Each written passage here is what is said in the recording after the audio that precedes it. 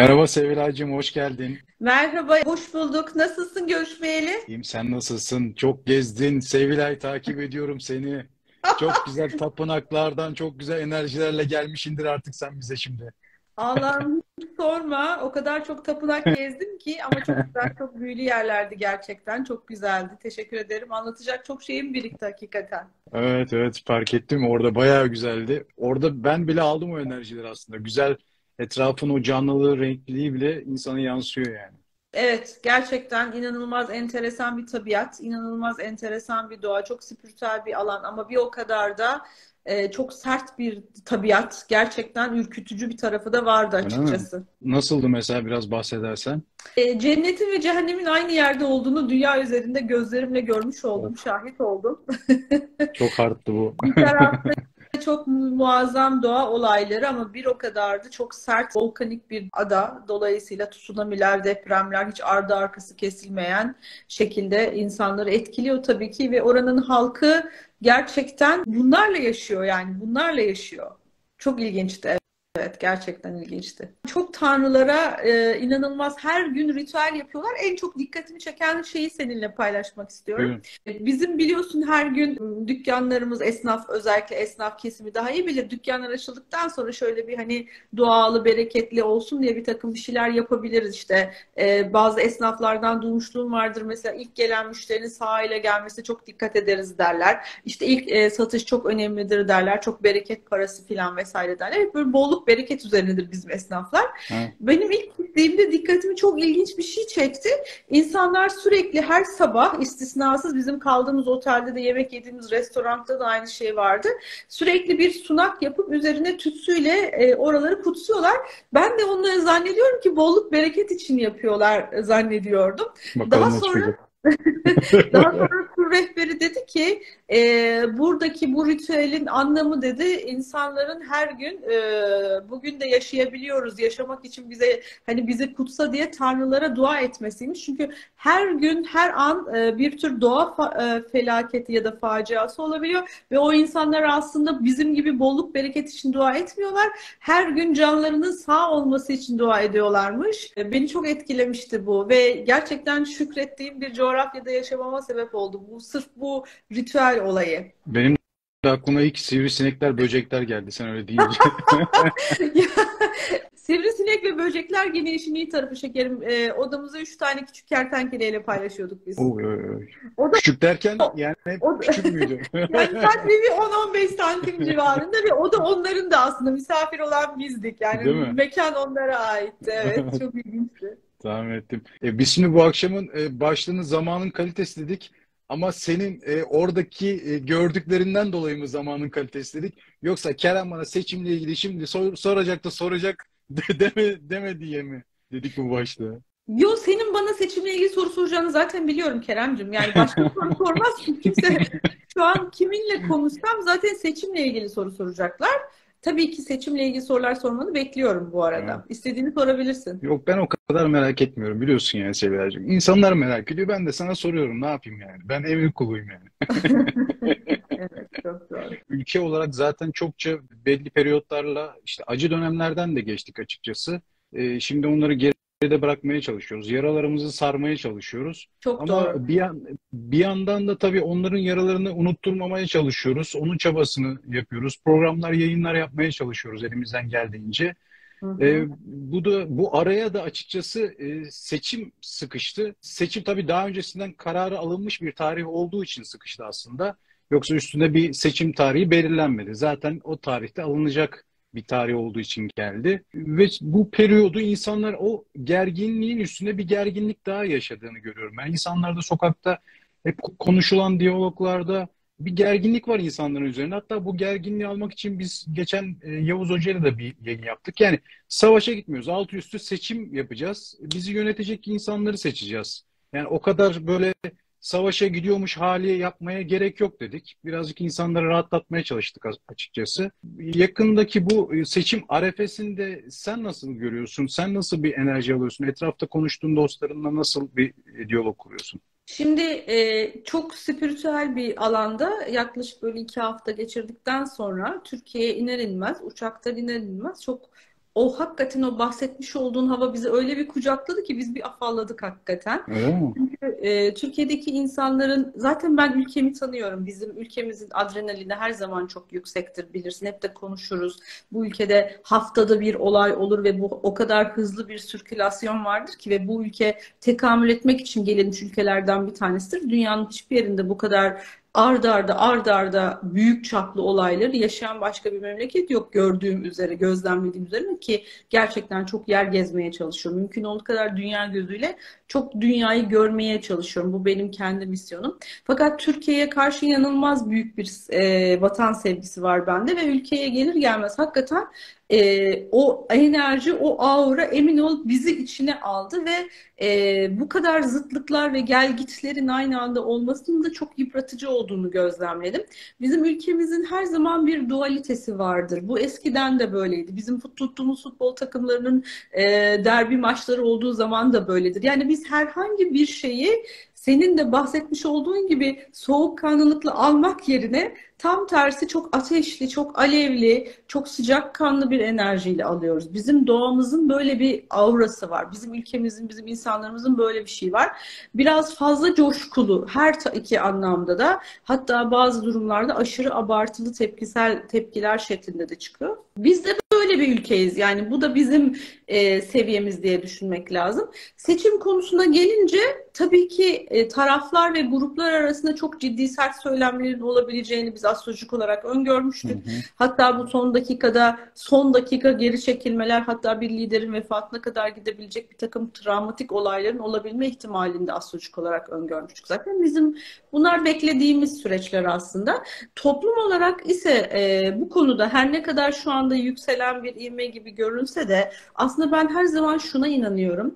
Bizim ülkemizin çok enteresan bir sağduyusu var. Bunu geçmişten bugüne yani benim yaşım az değil tabii 50 küsur yaşına gelmiş bir insan olarak birçok seçim görmüş bir insanım. Estağfurullah. Geçmişte de böyle çok yükselen ivmelerle seçimler yaşamış bir insanım. Hep böyle sanki yarın çok büyük bir şey olacakmış gibi bir takım duygularla sandığa gidildiği çok dönemler oldu bizim ülkemizde. Bu da onlardan bir tanesi ve bir tür deadline'mış gibi görülmesini aslında ben de çok sağlıksız buluyorum. Çünkü bu bir deadline değil, bir son nokta değil.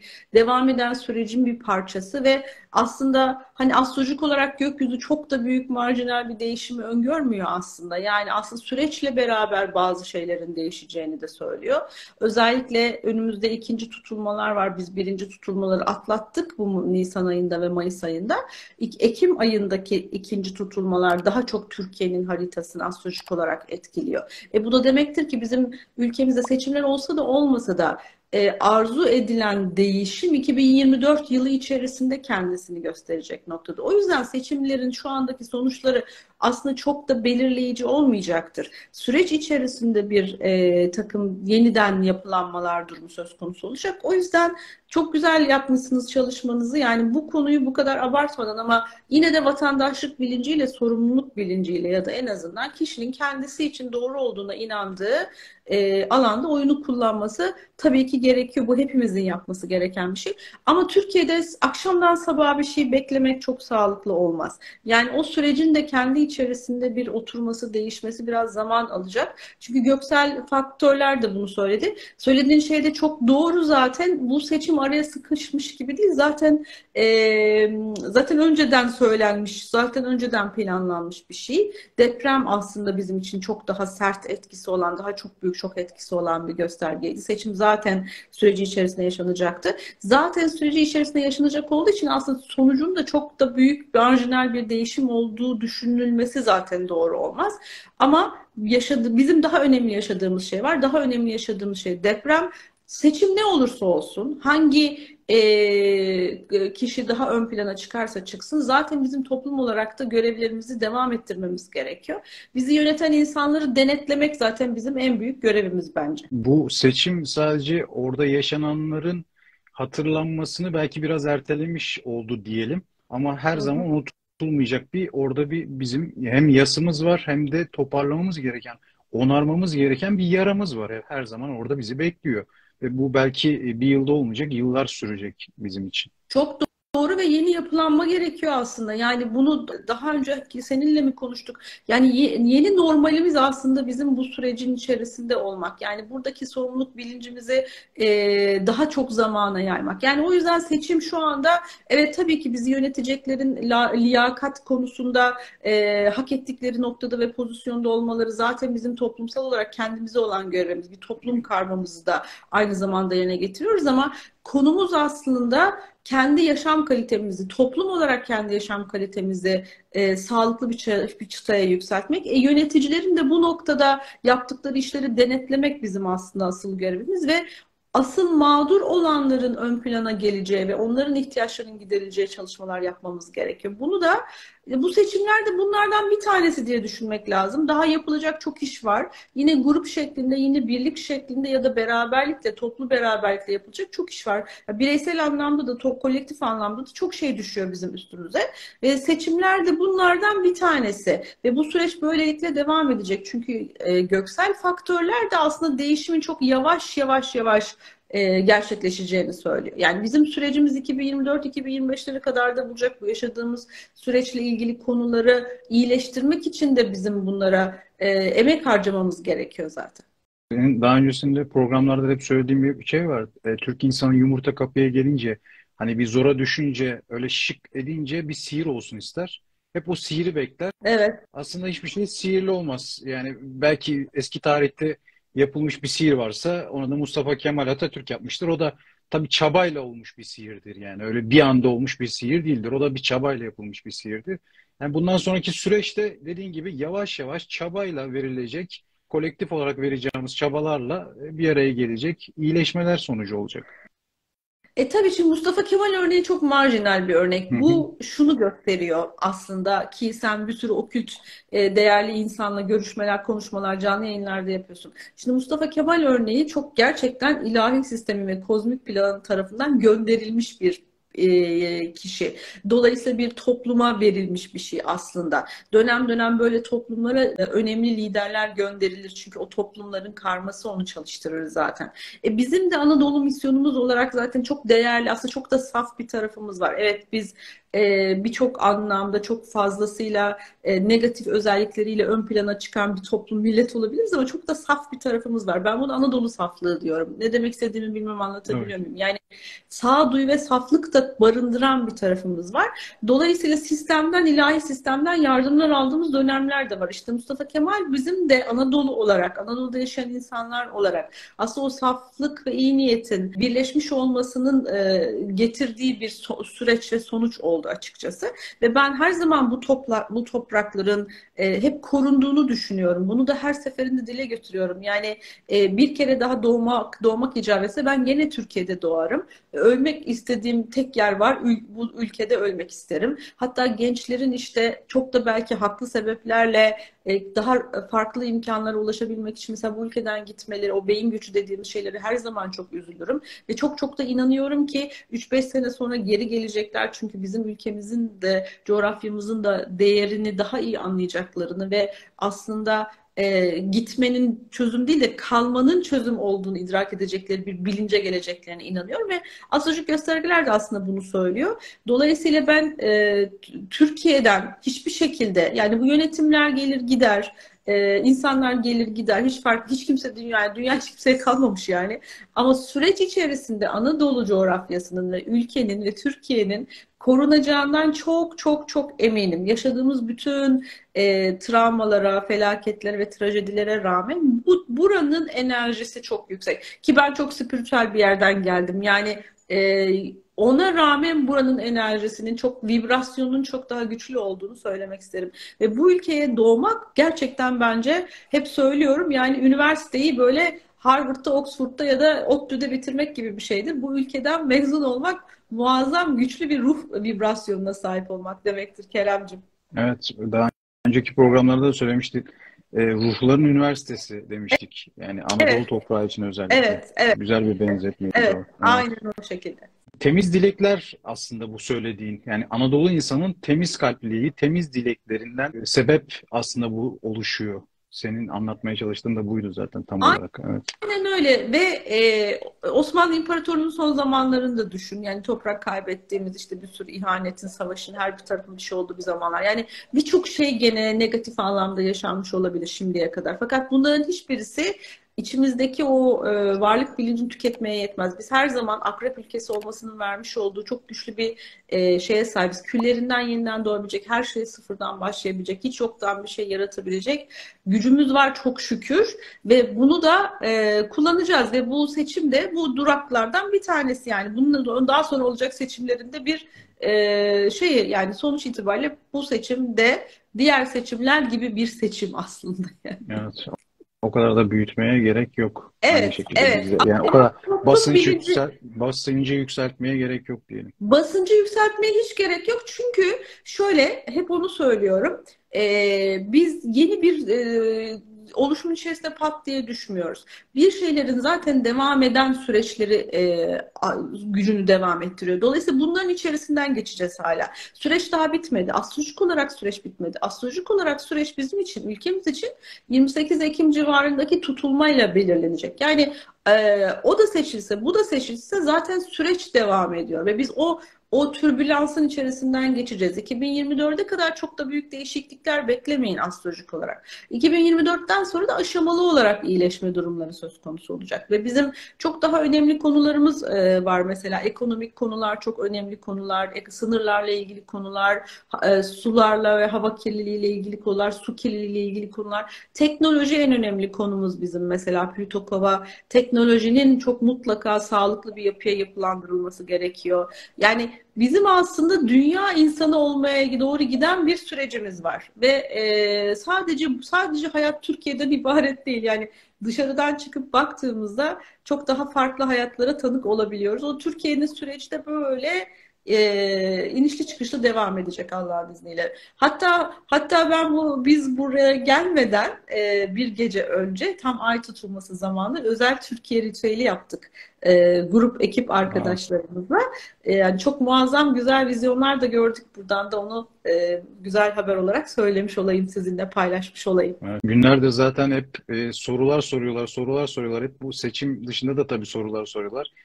Seni çok seviyorlar bu arada Sevilay'cığım. Sağ Onu olun. da söyleyeyim Ben dostlarımız. teşekkür ederim. Yani bir şey var bir de. Bir insanlarda bu ara bir hafta içerisinde bir bitkinlik var. Kimle konuşsam işte bir şey parmağımı kaldırasım gelmiyor. Gücüm yok. İşte bir şey yapmam gerekiyor ama erteliyorum falan. Tutulduk mu yani? Ne olduk biz? Bir şey mi oldu Çok bize? fena tutulduk. Çok fena tutulduk. Gerçekten çok sert tutulduk ve özellikle son tutulma, işte akrep tutulması, akrep zehir anlatır. Ve o vücudumuzda bir toksik bir birikinti durumu söz konusu oldu. Hatta bunu bazı arkadaşlar fiziksel olarak hissetmiş olabilirler. İşte mide bulantısı, baş dönmesi, kusma, ishal, düşme, bayılma ya da ne bileyim daha da hani hasta biyolojik durumlarına göre daha da sert sağlık sorunları. Vücuttan bir şeyler çıktı aslında, hepimizden öyle ya da böyle. Bu bir arınma anlamına geliyor. Ve bu tutulmanın tesiri devam ediyor. Dolayısıyla tutulmaların tesiri, özellikle ay tutulması 2 aya kadar sürecek bir süreci anlatır. Yani biz aslında bir şeylerin şu anda bünyemizde fazla gelen, bizi çok irrite eden, çok yükselten enerjilerden arınma evresindeyiz. Ve bunun vermiş, aslında bu bir uyuşukluk değil ama bunun vermiş olduğu enteresan bir halsizlik hali içerisindeyiz. Ve şunu da söylemek istiyorum. Gökyüzü aslında inanılmaz hızlı tekamül ettiriyor insanları. Yani o kadar hızlı gelişiyor ki aydınlanma, farkındalığa varma, bir şeyleri idrak etme, birdenbire bir fikir uyanması insanın kafasına, onu eylem planına sokması falan. Aslında bu kadar hızlı yükselen vibrasyon bizde ister istemez bünyelerde tam ters olarak böyle sanki bir elini kolunu kaldıramama, hiçbir şey yapamama şeklinde dolaşıyor. Tabii ki bu göksel faktörlerin etkileri bazen insanı böyle sersem gibi yapabilir. Fakat bu süreci iyi gözlemlemek lazım. Bu süreç içerisinde kendinize gelebilecek olan en ufak bir böyle ilham, en ufak bir fikir, bir düşünce, bir sezgi, içinize doğan o hissi kablel vuku şeklinde var olan enerjileri mutlaka değerlendirmek gerekir. Çünkü orada bilgi aslında insana sürekli iniyor. Bizim içimize inanılmaz bilgiler iniyor ve o bilgilerle de hareket etmemiz gerekiyor. Dolayısıyla enerjimizi de bu yüksek vibrasyona bağlı olarak beden uyumlamamız birazcık zor olabiliyor. O yüzden insanlar bu dönemde, bu önümüzdeki yani geçtiğimiz 1-2 gün içerisinde hakikaten elini kolunu kaldıramadı, perişan bir şekilde ya da bedenle ilgili ufak tefek sağlık sorunları yaşadılar. Bu da çok normal bir süreç. Ve bu süreç aslında çok uzun sürmeyecek, merak etmeyin. Daha enerjik olacağımız zamanlar geliyor. Bir de geçiş aşamasındayız. Yani mevsim geçişleri biliyorsun. Ekinoksa doğru gidiyoruz. Yaz dönencesine doğru gireceğiz Haziran ayında. Ve gezegenler şu anda burç değiştiriyorlar. En önemli mesela gezegen Venüs Yengeç burcuna geçti ve bu duyguların çok tavan yapması demektir. Yani o yüzden şu andaki propagandalar da biraz daha yüksek dozdan geliyor. İnsanlar çok duygusal tepkiler veriyorlar. Çok çabuk yükselebiliyorlar. Çok aşırı abartılı duygular yaşayabiliyorlar ve sevdiklerine karşı da aşırı sevgi gösterme, sahiplenme, koruyuculuk, hatta boğucu bir şekilde bunu açığa çıkartıyorlar. O yüzden buralarda biraz insanın kendisini olaylardan zihnen belli bir mesafede tutmayı becermesi gerekiyor. Bir de çok ilginç bir dönemdeyiz. Merkür Retrosu ve genelde geçmişe şöyle bir geriye bakarsanız bütün seçimler Merkür Retrosu'nda yapılmıştır. Çok ilginç. Bu kadar Merkür Retrosu seçimleri yapılması zaten bir şeylerin devam edeceğinin de göstergesidir en basitinden. Merkür Retrosu zamanları da bizim tekrar içe dönüp zihnen kafamızdaki düşünceleri bir daha gözden geçirmemiz anlamına geliyor. Bu süreci atlatabilmenin en güzel yolu aslında zihni programlamak, reprogramming denilen şey. Yani geçmiş kalıplarla değil de gelecekle ilgili amaçlar ve hedefler noktasında bir takım belirlemeler yapmak, fizibilite çalışmaları yapmak. Kesinlikle negatif düşünmek değil, tam tersi pozitif düşünerek pozitif yaratımlar yapmak zorundayız. Dolayısıyla zihnimizde yarattığımız her şeyi kendi önümüze pozitif şekilde çekebiliriz ve getirebiliriz. Yani şu anda aslında ülkece titreşiyoruz diyebiliriz buna. Çok Senin doğru. anlattığın kadarıyla. Çok doğru. Ülkece titreşiyor. Çok yüksek Titreşiyoruz. vibrasyonla titreşiyoruz hem de. Ve bu hani duygusal yükselmelere de gerçekten prim vermemek gerekiyor. Hakikaten. Çünkü bunlar yıpratıcı. Bünyeyi çok zedeleyen şeyler. Ve toplumsal anlamda da duygusal hezeyanlar anlamına gelir. Gereksiz çatışmalara sebep olabilir. Ki gereksiz çatışmaların olma ihtimali gayetle var yani. Önümüzdeki hafta içerisinde, ondan sonraki süreç içerisinde. Özellikle 19 Mayıs'ta bir boğa yeni ayı var ki bu tutulma derecesini tetikleyen Mars var. Mars da çekişmeyi, çatışmayı, savaşmayı, kavga etme enerjisini açığa çıkartıyor. O yüzden seçimlerin öyle pat diye bir şeyi netleştirmesi diye bir şey söz konusu değil. Arkasından da devam eden çekişmeli süreçlerimiz var bizim. Gökyüzü rahat değil yani. Şey geliyor aklıma şimdi. Seçimin daha bir gün öncesine kadar seçime girecek adayların sayısı 4'tü. Bugün itibariyle ani bir değişiklik oldu ve aday sayısı 3'e indi. Hani bu titreşilen zaman içerisinde uyumlanamayanlardan birisi ekarte mi oldu diye düşünüyorum şu anda. Hayır, bu astrolojik olarak beklenilen bir şeydi zaten. Yani bu gerçekten seçimlerle ilgili tam seçime girer ayak mutlaka bir takım durumların olabileceğini astrolojik olarak biz zaten bekliyorduk. Hatta daha da fazlasını bekliyorduk açıkçası. O yüzden bir kişinin seçime son anda girmeyi iptal etmesi astrolojik olarak bir sürpriz olmadı. Zaten bizim beklediğimiz bir şey oldu açıkçası. Yani sürpriz bir şey olmuyor. Gökyüzüne göre gidiyor her şey zaten şu an. Hiç sürpriz yok. Hiç sürpriz olacağını da beklemeyin, rica ediyorum. Önümüzde daha 3-24 saat daha var. Yani şimdi bu dediklerinden ben endişede duyabilirim. Her an her sürpriz yine olabilir. Gebe yani. Onu demek istiyorum yani.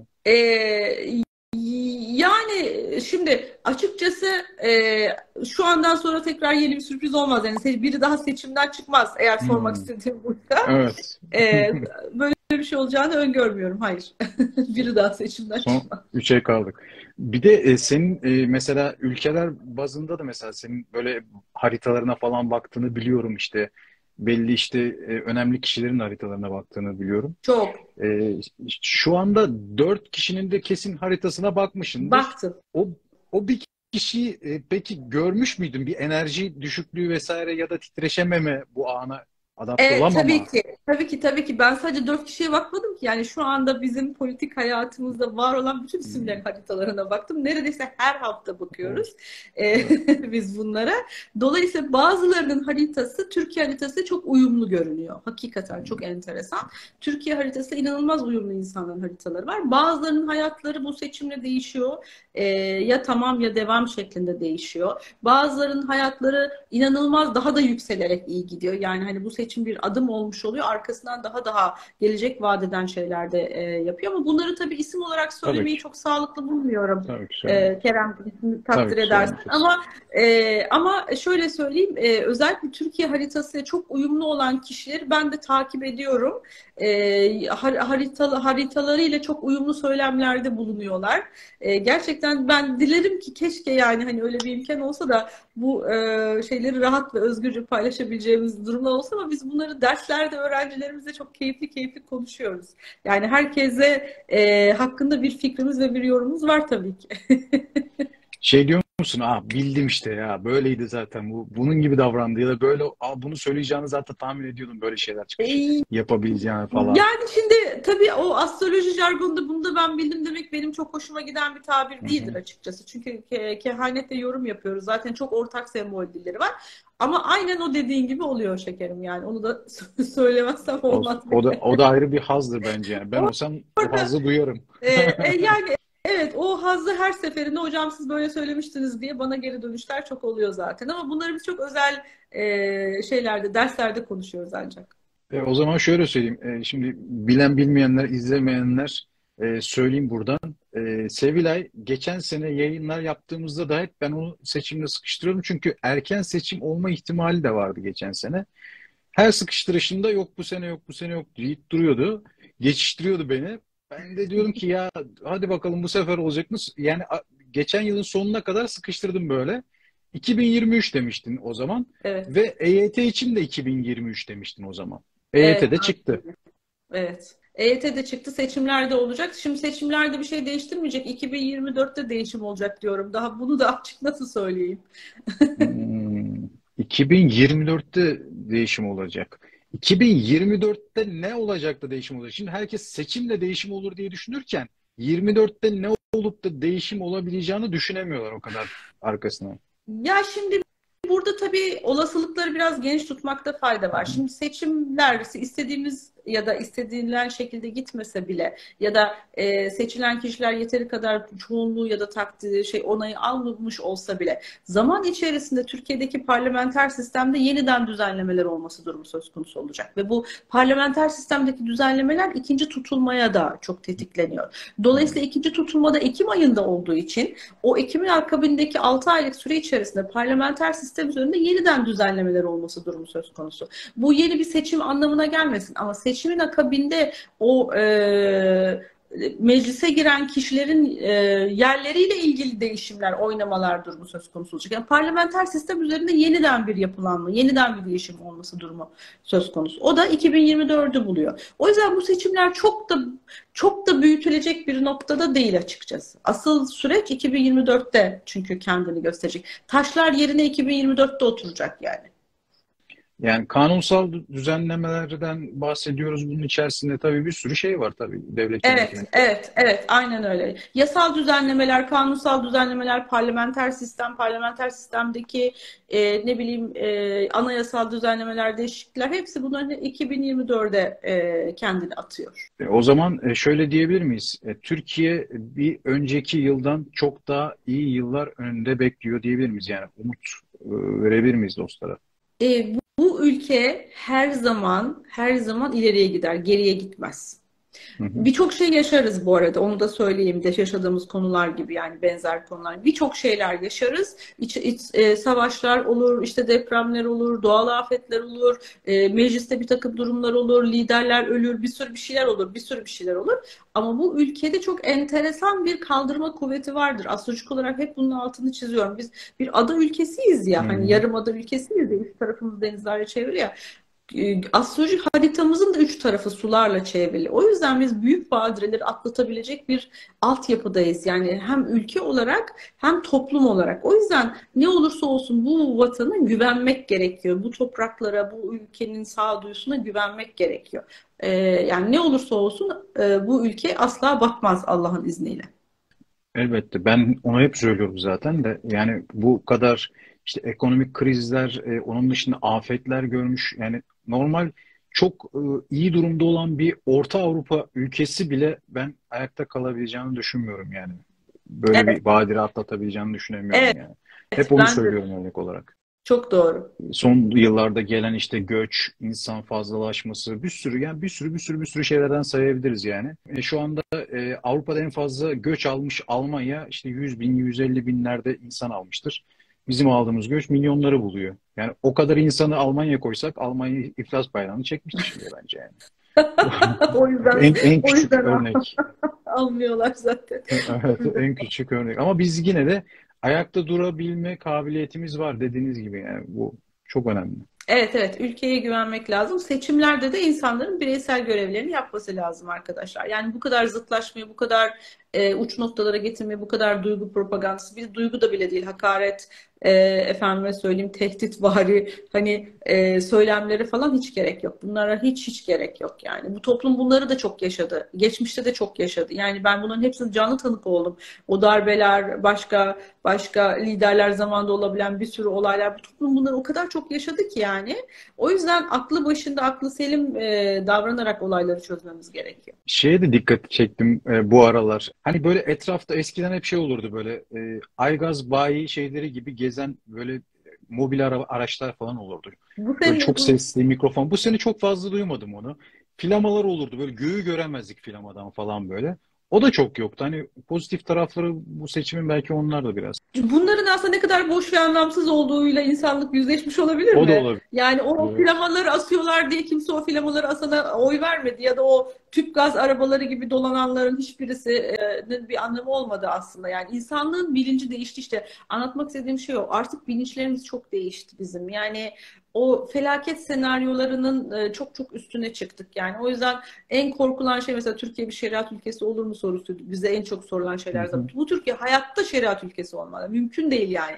Doğamız buna çok hiç müsait değil. O yüzden hani korkulmayacak şeylerin başında bir tane böyle geliyor. Ama kendi içerisinde disipline gerçekten layık insanları seçmek de bizim görevimiz. O yüzden gerçekten aklı selim davranırsak bu seçimi de inşallah en güzel şekilde atlatacağız. Böyle çok zorlu işte illaki hani bir çocuk olur da hani sınavı geçmesi lazım üniversite sınavını kalırsa işte Allah kandı yandık falan diyeceği da bir şey değil. Çünkü hani onu daha önceki dostlarımızın da söylediği bir söz vardır. O sınavı Türkiye 100 yıl önce verdi zaten yani. Evet. Daha öyle bir sınav vermesine gerek yok yani bu saatten sonra. Evet, evet, aynen öyle. Yani 2025 civarı ülke için gerçekten çok muazzam zamanları anlatıyor arkadaşlar. O yüzden tabii ki onların taşları da bu zamanlarda atılacak. O yüzden gerçekten doğru bir vicdanla hareket etmek gerekiyor. Yani ülkeden asla vazgeçmemek lazım ez cümle. Şöyle ben zamanın kalitesinden sana Olur, mesela paradan bahsedeyim. Para en olur, çok bizim çok iyi olur. ülkemizde en çok sevdiğimiz konulardan bir tanesi. Jüpiter Mayıs ayında Boğa'ya giriyor bu ay Hmm. içerisinde. Önümüzdeki haftadan itibaren Boğa burcunda olacak. Jüpiter'in Boğa burcuna girmesi bir kere emlak fiyatlarıyla ilgili konuların tekrar düzenlenmesi anlamına gelecek. Yani benim hani bu seçimin sonucu ne olur bilemem ayrı konu ama seçimden sonraki icraatların birinde mutlaka evlerle ilgili, kiralarla ilgili, menkullerle, gayrimenkullerle ve arazilerle ilgili bir yeniden düzenlenme ve yapılanma olmasını bekliyorum astrolojik olarak.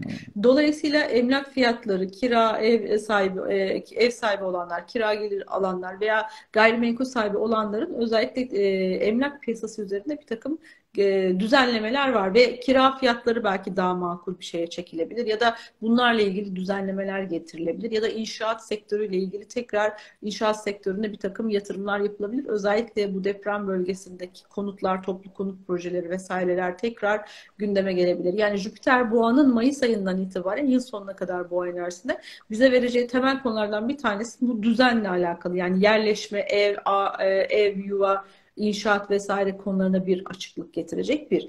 İkincisi, yine Jüpiter boğa para piyasaları demektir. Özellikle Jüpiter'le Uranüs'ün boğa burcunda karşı karşıya kalacağı yaz ayları var ve bu da maddi anlamda yüksek ivme anlamına geliyor. Ve özellikle bu yaz Merkür'ün ikizlerde olduğu Haziran ayı itibariyle de yüksek bir ticaret kapasitesi bekliyorum ben.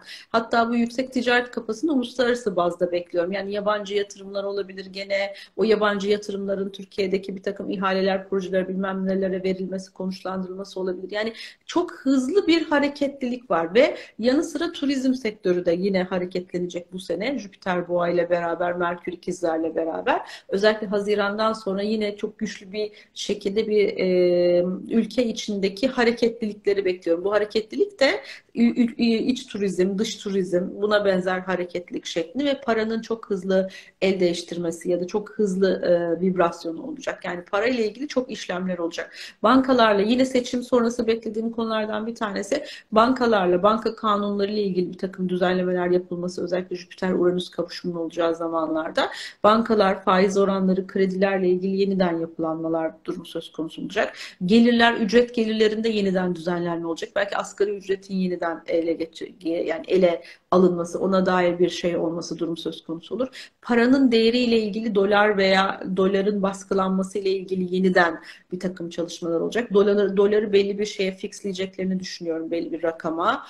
O rakamla da bağlantılı olarak birçok şeyin fiyatlarının yeniden düzenleneceğini öngörüyorum. Bunu da söylemek isterim. Yani aslında bizim ülkemizin konusu seçimde değil, yani para. Yani Evet. o paranın ve iş dünyasının konuları çok gündemde. Seçimde bunların arasında böyle süreçli yani hangi şey kazanırsa kazansın gündemler bunlar. Yani burada kimin kazandığı değil, Tabii. ondan sonraki süreçte olacaklar aslında çok daha önemli. Ve ondan Yaslar da sonra yazmış, mülteciler ne olacak demiştim. Mülteci konusunu merak etmişler. Alttan yazmışlar.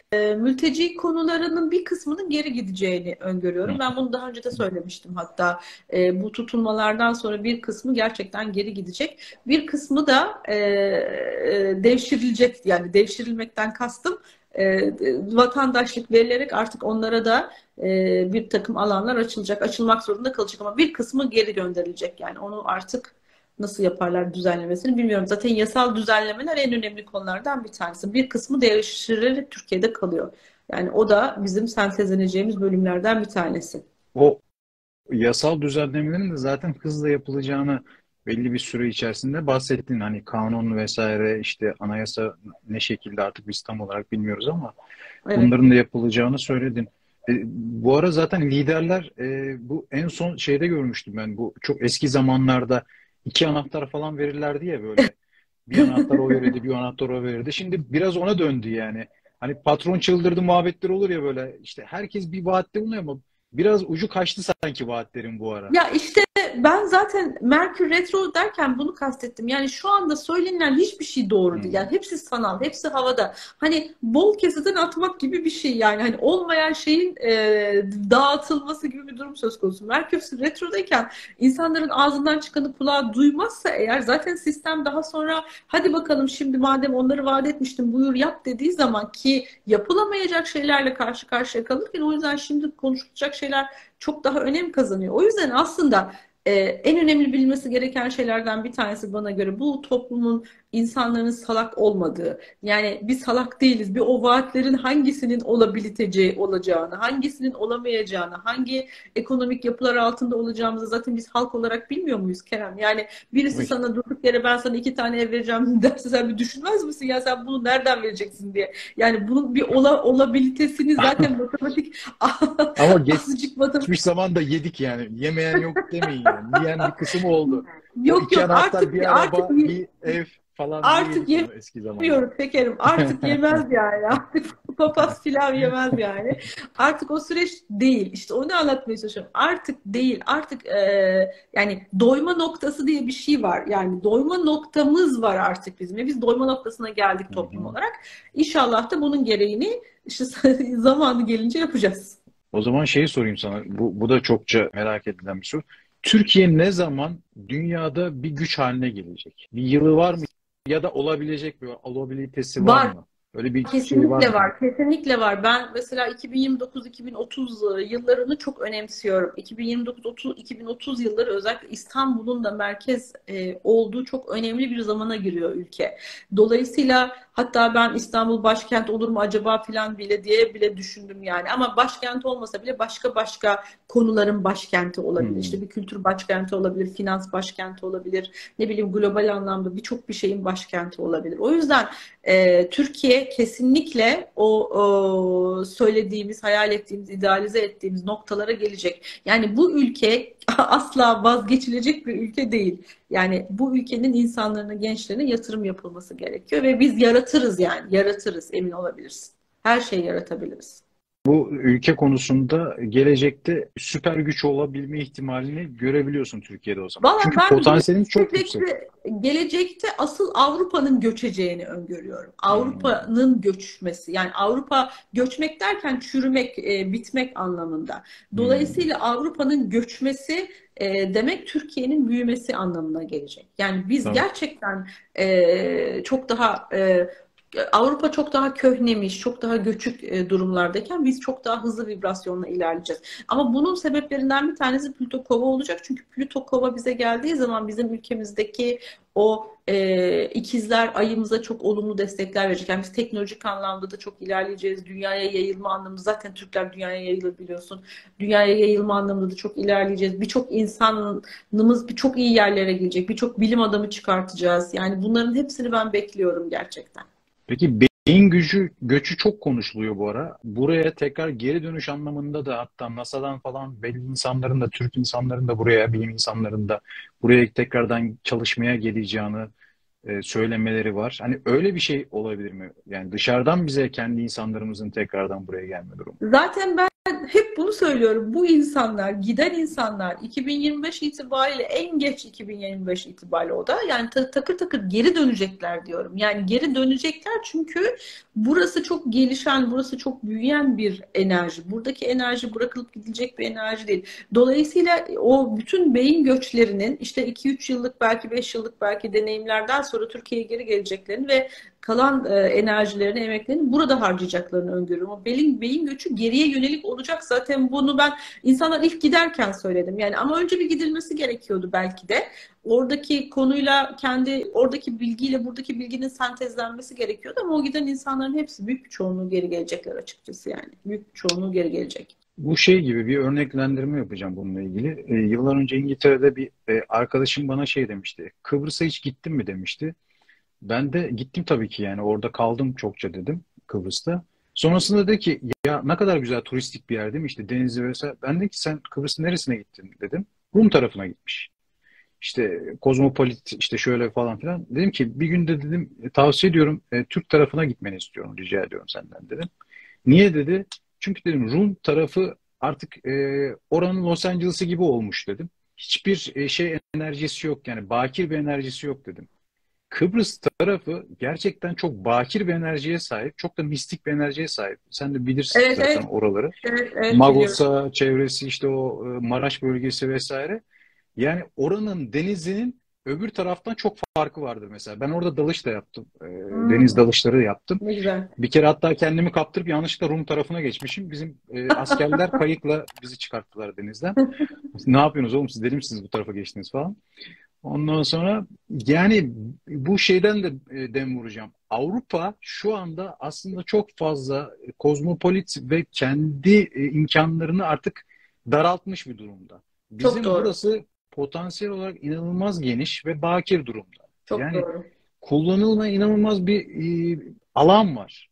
Yani batımızın bile bir kısmını kullanabiliyor sadece. İnanılmaz bir alan var yani. Oraları biz gerçekten hani iş kolları olarak, bölgeler olarak konuşlandırırsak senin söylediğine katılıyorum. Yani Türkiye inanılmaz bir süper güç haline gelebilir. Çok da normal karşılarız yani onu. Bu depremle, tabii bunu jeofizikçiler daha iyi bilirler ama astrolojik olarak en azından söyleyeyim. Deprem ile bir oluşan yarıkların altında ben daha birçok zengin madenin de açığa çıkacağını öngörüyorum astrolojik olarak. Yani daha bizim o Doğu Anadolu kısmında keşfedilmemişti. Toprağın altında gizli saklı madenlerimiz var ve belki de bu deprem onların da ortaya çıkartılmasına, belki işlenmesine, belki senin dediğin gibi şeyler yapılmasına vesile verecek. Dolayısıyla o tarafa yapılması mümkün olan birçok yatırımların da yapılması var. Orası bakir bir bölge, o alanlar. Yeniden yapılanmaya gereken bölgeler ve yapılanacak. Yani Türkiye gerçekten o süper güç noktasına Allah'ın izniyle gelecek. Bunu biz görürüz Kerem. Merak etme. Görürüz. Allah ömür Benim verirse ümidim var. görürüz yani. Ben Sen bazı görmeden şeylerde biz görmeyiz dersin ama bunu da görürüz yani. bunu Bilmiyorum. görürüz. Bunu görürüz, bunu görürüz. Bunu göreceğimi biliyorum. Ben hatta astral bile yaptım bu konuda Oo, yani. Gelecek süper. zamana gittim. Tabii ki ben gördüm Türkiye'yi, hiç merak etme. O zaman Türkiye'nin pasaportu da çok daha değerli olacak. İnsanlar bu sefer Türkiye vizesi almak için birbirini yiyecek diyeyim yani. Şimdi yurt dışına gitmek için insanlar işte Amerika'ya gidemiyor, işte belli Avrupa ülkelerine Schengen alamıyor. Bu sefer de Türkiye'ye gelmek için artık Schengen uygulanacak. Öyle bir duruma Evet, geleceğiz zaten. inşallah, inşallah. Bunlar hepsi olacak inşallah. Evet, şu an ütopik geliyor ama neden olmasın Yok, hiç diyoruz. ütopik gelmiyor bana. Hayır, hani astrolojik olarak ütopik gelmiyor en Tabii azından. ki. Yani bunu bir hayal kurmuyoruz şu anda. Bu onların olabilitesi olduğu şeyler olduğu için konuşuyoruz. Bunların hepsi olacak gerçekten Kerem ve biz de Allah ömür verirse göreceğiz.